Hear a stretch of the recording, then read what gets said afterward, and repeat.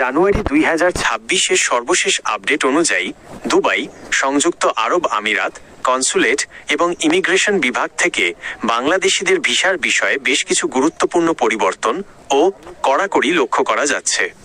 নিচে কনসুলেট ও বর্তমান পরিস্থিতির সর্বশেষ আপডেটগুলো দেওয়া হলো। ভিসা আবেদনের বর্তমান অবস্থা 2026। বর্তমানে বাংলাদেশিদের জন্য ভিসা প্রক্রিয়াটি সম্পূর্ণ বন্ধ নয়, তবে অত্যন্ত নিয়ন্ত্রিত। 2024 সালের জুলাইয়ের পর থেকে যে কড়াকড়ি শুরু হয়েছিল তা 2026 সালেও বজায় রয়েছে। বিশেষ করে আউটসাইড বা বাংলাদেশ থেকে নতুন করে যাওয়ার ক্ষেত্রে নিচের বিষয়গুলো ঘটছে। রিজেকশন রেট, সাধারণ ট্যুরিস্ট বা ভিজিট ভিসার ক্ষেত্রে রিজেকশন বা বাতিল হওয়ার হার এখনও অনেক বেশি। হাই প্রফেশনাল ভিসা, ডাক্তার, ইঞ্জিনিয়ার, ম্যানেজার বা উচ্চপদস্থ পেশাজীবীদের জন্য ভিসা ইস্যু করা হচ্ছে, তবে তা আগের চেয়ে বেশি সময় নিচ্ছে। 2.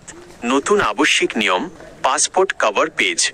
দুবাই কনসুলেট এবং ইউএই ইমিগ্রেশন এখন থেকে সকল ভিসা আবেদনের জন্য পাসপোর্টের বাইরের মলাটের এক্সটার্নাল কভার পেজ রঙিন কপি জমা দেওয়া বাধ্যতামূলক করেছে। এটি মূলত আবেদনকারীর পরিচয় আরও নির্ভুলভাবে যাচাই করার জন্য করা হয়েছে। এই কপি ছাড়া আবেদন গ্রহণ করা হচ্ছে না। 3. কনসুলেট ও বিশেষ পদের দ্বারা কোনো কিছুর নাম বোঝায়, তাকিদ দ্বারা কোনো কিছুর নাম বোঝায়।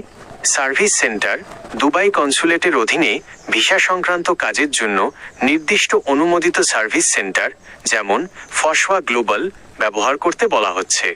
ভেরিফিকেশন, প্রতিটি আবেদনের ক্ষেত্রে ব্যক্তিগত ও পেশাগত তথ্য অত্যন্ত কঠোরভাবে যাচাই করা হচ্ছে। কোনো নথিতে সামান্য অমিল থাকলে সরাসরি ভিসা বাতিল করে দেওয়া হচ্ছে। 4. ভিসা নিষেধাজ্ঞা সংক্রান্ত গুজব ও সত্যতা।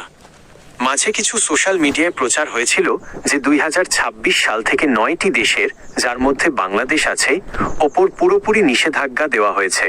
তবে কনসুলেট বা সরকারি কোনো সূত্র থেকে এমন অফিসিয়াল ব্যান বা নিষেধাজ্ঞার কোনো ঘোষণা দেওয়া হয়নি। এটি মূলত প্রশাসনিক জটিলতা এবং অতিরিক্ত নিরাপত্তা কড়াকড়ির কারণে তৈরি হওয়া একটি পরিস্থিতি।